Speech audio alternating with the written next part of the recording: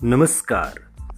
आप सुन रहे हैं द बॉलीवुड रेडियो और मैं हूं आपके साथ आकाश।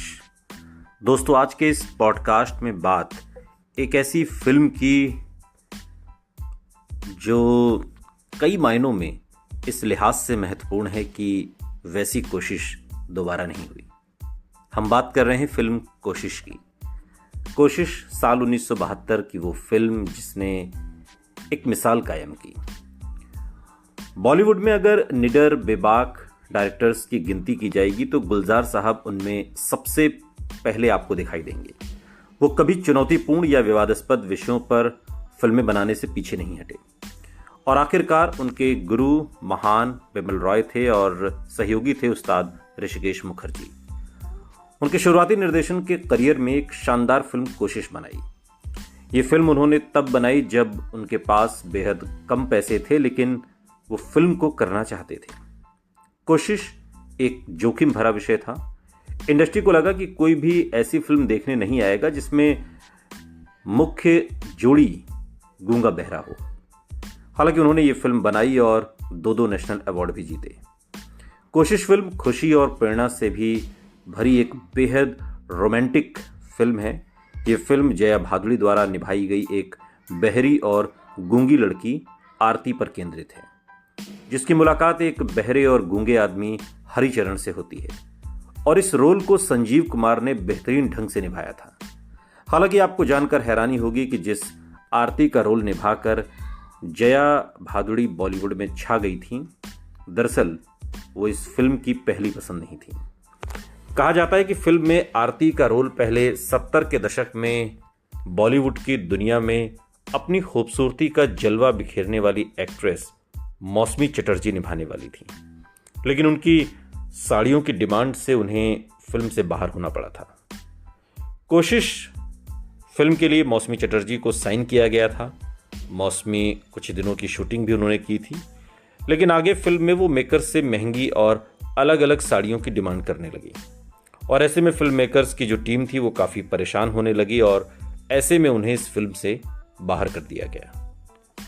गुलजार चूंकि इस फिल्म को बहुत कम बजट में बनाना चाहते थे, इसलिए वो फिल्म को जल्द से जल्द खत्म करने की कोशिश कर रहे थे, जिसके लिए उन्होंने मौसमी से कहा कि वो फिल्म की शूटिंग देर रात खत्म करके जाएं, लेकिन मौसमी चटर्जी रात 12 बजे तक रुकने को तैयार नहीं थी।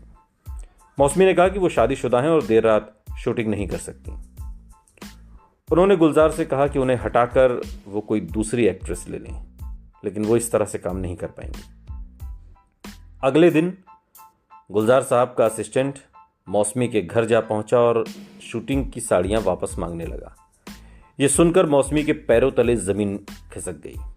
वो समझ ही नहीं पाई कि उनका मजाक उन पर इतना भारी पड़ गया। फिर इस फिल्म में उनकी जगह जया भादुड़ी यानी कि जया बच्चन को कास्ट किया गया।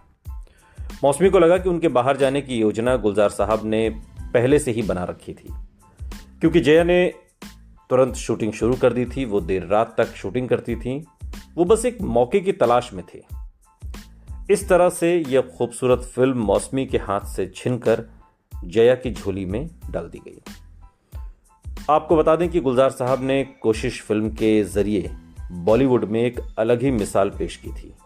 उन्होंने एक ऐसी फिल्म बनाई जिसमें प्यार को व्यक्त करने के लिए आपको शब्दों की जरूरत नहीं थी।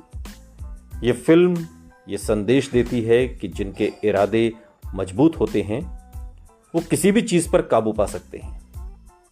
आपको बता दें कि मौसमी चटर्जी अपनी शानदार एक्टिंग के लिए जानी जाती हैं। उन्होंने मंजिल, अनुराग, रोटी कपड़ा और मकान, प्यासा, सावन, घर एक मंदिर जैसी शानदार फिल्में की और मौसमी उस दौरान सिनेमा की दुनिया में आई जब अक्सर हीरोइनें अपनी शादी की बात को छिपाती थी, लेकिन मौसमी ऐसी एक्ट्रेस रहीं जिन्होंने शादीशुदा होते बॉलीवुड में पैर जमाया और शर्मिला टैगोर, जया भादुड़ी, साधना, डिंपल कपाड़िया, हेमा मालिनी जैसी हाई पेड एक्ट्रेस को जबरदस्त टक्कर दी।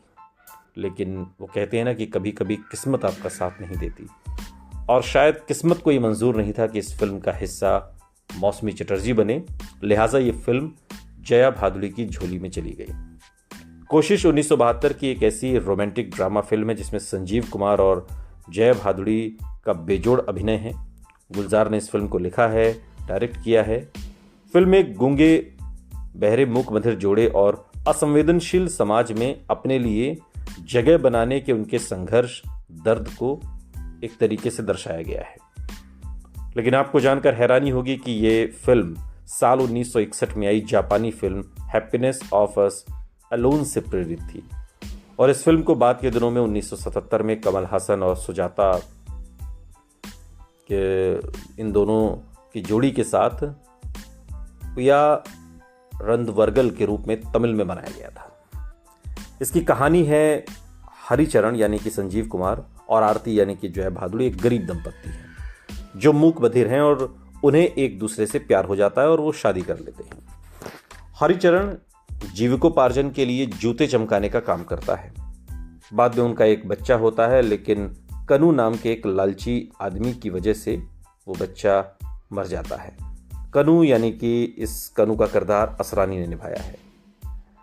दंपत्ति तबाह हो गए, लेकिन बाद में उन्हें दूसरे बच्चे का आशीर्वाद मिला और वो एक खुशहाल जीवन जीते हैं। एक दिन एक पुलिस अधिकारी हरिचरण को देखता है और उसके दयालु और ईमानदार स्वभाव से प्रभावित होकर उसे नौकरी देता है और जल्दी ही हरिचरण अधिक कमाने लगता है। उसकी वित्तीय स्थिति, फाइनेंशियल कंडीशन में सुधार होता है। उनका बेटा बड़ा हो जाता है और सालों बाद जब आरती की मृत्यु हो जाती है, हरिचरण को एक कंपनी में नौकरी मिल जाती है। उसके नियोक्ता की बेटी मूक बधिर है और नियोक्ता हरिचरण के बेटे की शादी अपनी बेटी से करना चाहता है जो उसका मालिक होता है। हरिचरण ने मना कर दिया क्योंकि उसका नियोक्ता उससे अधिक अमीर है, लेकिन नियोक्ता जो मालिक है वो उसे मना लेता है। बेटी को देखकर हरिचरण को आरती की याद आती है और वो शादी के लिए राजी हो जाता है। बेटा गठबंधन का विरोध करता है क्योंकि वो मूक बधिर है, जिससे हरिचरण बहुत परेशान होता है। वो उसे डांटता है और बताता है कि उसकी मां भी गूंगी थी। बेटे को अपनी गलती का एहसास होता है और वो मालिक की बेटी से शादी करने के लिए राजी हो जाता है। ये फिल्म सामाजिक ऊहापोह को दिखाती है कि किस तरीके से मूक बधिर लोगों के लिए समाज में कितना संघर्ष है और उस संघर्ष से पार पाते हुए ये फिल्म आपको एक दिशा देती है। सोचिए 50 साल पहले ये फिल्म बनी थी और आज भी बिल्कुल रिलेवेंट मालूम होती है। ये फिल्म अगर आपने देखी हो तो कमेंट बॉक्स में हमें ज़रूर बताइएगा कि ये फिल्म आपको कैसी लगी और संजीव कुमार, जया भादुड़ी का जो अभिनय है वो आपको कैसा लगा, हमें ज़रूर बताइएगा। सुनते रहिए द बॉलीवुड रेडियो, सुनता है सारा इंडिया।